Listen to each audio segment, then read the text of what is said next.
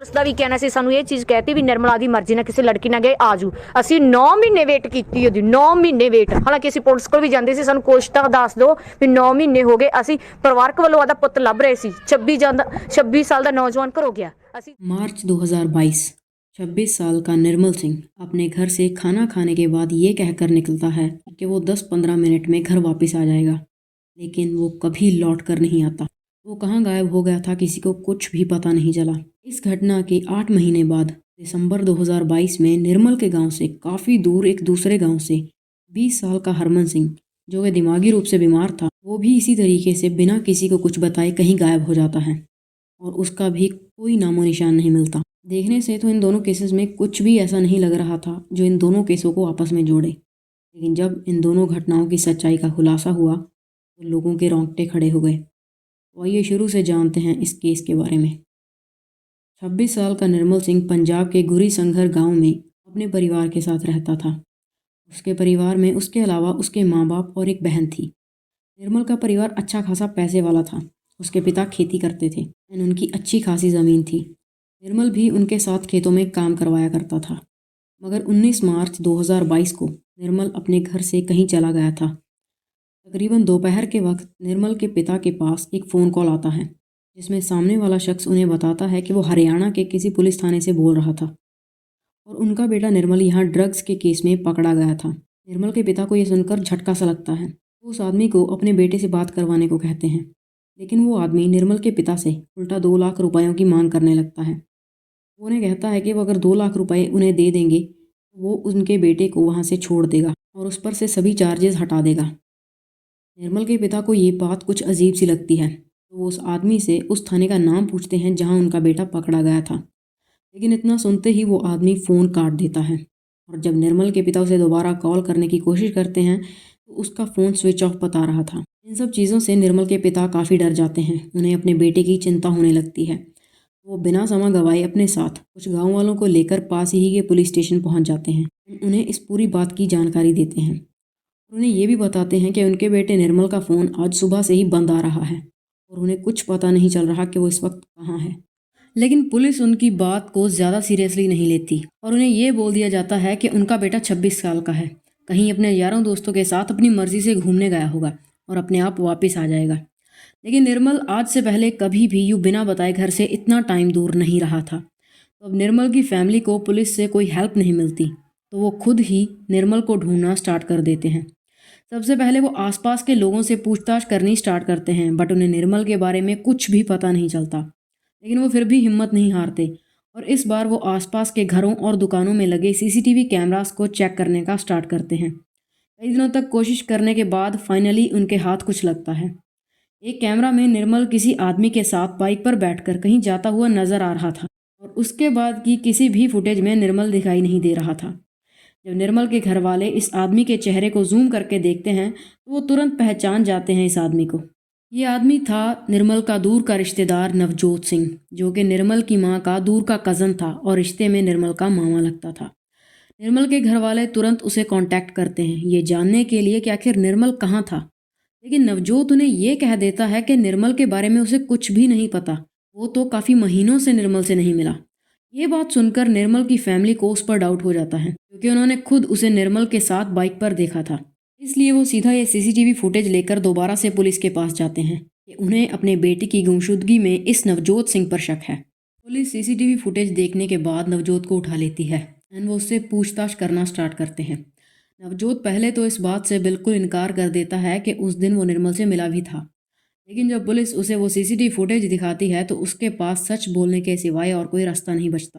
अब वो पुलिस को बताता है कि 18 मार्च की शाम को, जिस दिन निर्मल गायब हुआ था उससे एक दिन पहले, निर्मल ने उसे खुद फ़ोन किया था और उसे फ़ोन करके ये बोला था कि कल सुबह उसे ज़रूरी काम से कहीं जाना है, तो वो अपनी बाइक लेकर उसके गांव आ जाए और इस बारे में वो किसी को भी बताए नहीं। निर्मल के कहे अनुसार अगले दिन 19 मार्च को नवजोत अपनी बाइक लेकर उसके गांव पहुंच जाता है और उसके घर के बाहर से उसे अपनी बाइक पर बैठा लेता है। निर्मल के कहने पर वो बाइक को मुक्तसर शहर ले जाता है और वहां ले जाकर वो निर्मल को छोड़ देता है। इसके बाद वो वहां से अपने घर वापस लौट आता है। नवजोत पुलिस को बताता है कि दरअसल निर्मल का किसी लड़की के साथ अफेयर था और उस दिन उसने उसी लड़की के साथ भागने का प्लान बनाया था। लेकिन वो लोग भागकर कहाँ जाने वाले थे इसके बारे में निर्मल ने उसे कुछ भी नहीं बताया था। अब क्योंकि निर्मल के घर से अचानक गायब होने की असली वजह सामने आ गई थी तो पुलिस को इस केस में आगे इंक्वायरी करना सही नहीं लगा और उन्होंने इस केस को यहीं बंद कर दिया। लेकिन निर्मल के घर वालों को नवजोत की कही किसी भी बात पर भरोसा नहीं था। उनका कहना था कि अगर निर्मल का कहीं अफेयर होता तो वो उन्हें ज़रूर बताता। खैर धीरे धीरे टाइम बीतने लगा लेकिन निर्मल के घर वालों ने उसे ढूंढने की उम्मीद नहीं छोड़ी। वो कई महीनों तक पुलिस स्टेशन के चक्कर काटते रहे लेकिन उनके बेटे का कहीं भी कुछ पता नहीं चला और देखते ही देखते 8 महीने गुजर गए। मार्च से नवंबर आ जाता है। निर्मल के गांव से कई किलोमीटर की दूरी पर बठिंडा जिले में कोट भाई नाम का एक गांव था। इसी कोट भाई में 20 साल का नौजवान हरमन सिंह अपने परिवार के साथ रहता था। हरमन भले ही 20 साल का था लेकिन उसका दिमाग एक बच्चे का था। वो दिमागी रूप से काफ़ी कमज़ोर था। 25 नवंबर 2022 को हरमन सिंह भी निर्मल की ही तरह अपने घर से कहीं गायब हो जाता है। वो अपने घर से उस दिन खेलने का बोलकर घर से निकला था पर कभी भी वापस नहीं लौटा। उसके घर वाले उसे पूरा दिन इधर उधर ढूंढते रहते हैं लेकिन शाम तक जब वो कहीं नहीं मिलता तो उसकी मिसिंग होने की रिपोर्ट लिखवा देते हैं। और उसी रात अचानक हरमन के पिता के पास फिरौती का एक कॉल आता है और इसके बाद आने वाले कई दिनों तक उनके घर पर फिरौती के लिए चिट्ठियां आने लगती हैं। ये लोग जिन्होंने हरमन को किडनैप किया था ये फिरौती में 30 लाख रुपए मांग रहे थे। अब हरमन भले जैसा भी था लेकिन अपने माँ बाप का इकलौता बेटा था और उनके लिए उनका सब कुछ था। इसलिए बिना ज़्यादा सोचे समझे हरमन के पिता ये पैसे देने के लिए तैयार हो जाते हैं। लेकिन उन्हें नहीं पता था कि पुलिस उनका फ़ोन टैप कर रही थी और पुलिस को भी ये पता चल गया था कि हरमन के माता पिता किडनैपर्स को पैसे देने वाले हैं। तो पुलिस चुपचाप सिविल ड्रेस में हरमन के पिता का पीछा करते हुए उस जगह तक पहुंच जाती है जहां उन किडनैपर्स ने उन्हें बुलाया था।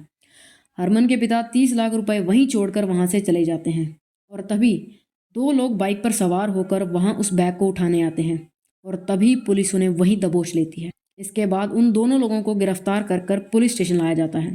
पुलिस जब हरमन के घर वालों से इन आदमियों के बारे में पूछती है तो वो उन्हें पहचानने से मना कर देते हैं और उन दोनों से भी जब ये पूछा जाता है कि वो लोग हरमन को कैसे जानते हैं तो उनका जवाब था कि वो हरमन को नहीं जानते। वो लोग तो बस पैसों के लालच में आकर इस प्लान में शामिल हो गए थे। दरअसल इस प्लान का असली मास्टरमाइंड तो कोई और ही था। खैर जब पुलिस उन लोगों से हरमन की लोकेशन के बारे में पूछती है तो वो बताते हैं कि हरमन अब इस दुनिया में नहीं है। उसको उसी दिन मार दिया गया था जिस दिन उसका किडनैप हुआ था और उसकी बॉडी हमने अपने ही खेत शामखेड़ा गांव में कहीं गाड़ रखी है। पुलिस तुरंत उनकी बताई हुई जगह पर जाकर खुदाई करती है तो उन्हें वहां से वाकई में हरमन की डेड बॉडी मिलती है। अब सवाल ये था कि इस किडनैपिंग का असली मास्टरमाइंड था कौन। तो पुलिस अब इन दोनों की अच्छे से खातिरदारी करती है और तब उन्हें पता चलता है कि ये सारा प्लान हरमन सिंह के गांव में रहने वाले एक आदमी जिसका नाम नवजोत सिंह था उसका था। पुलिस इस नवजोत सिंह को उसी दिन अरेस्ट कर लेती है और फिर उससे पूछताछ की जाती है कि आखिर उसने इतना भयानक काम क्यों किया। तब वो उन्हें बताता है कि उसे पता था कि हरमन दिमागी रूप से ठीक नहीं है, इसीलिए वो उसे एक आसान टारगेट लगा और उसने अपने इस प्लान में अपनी वाइफ के साथ साथ 6 और लोगों को शामिल कर लिया जिन्हें पैसों की ज़रूरत थी। और 25 नवंबर को वो हरमन को बहला फुसलाकर अपनी बाइक पर बैठाकर अपने गांव से 40 किलोमीटर दूर शामखेड़ा गांव में ले आया और फिर अपने बाकी साथियों के साथ मिलकर उसने गला घोंटकर पहले हरमन की हत्या की और फिर उसकी बॉडी को वहीं खेत में गाड़ दिया।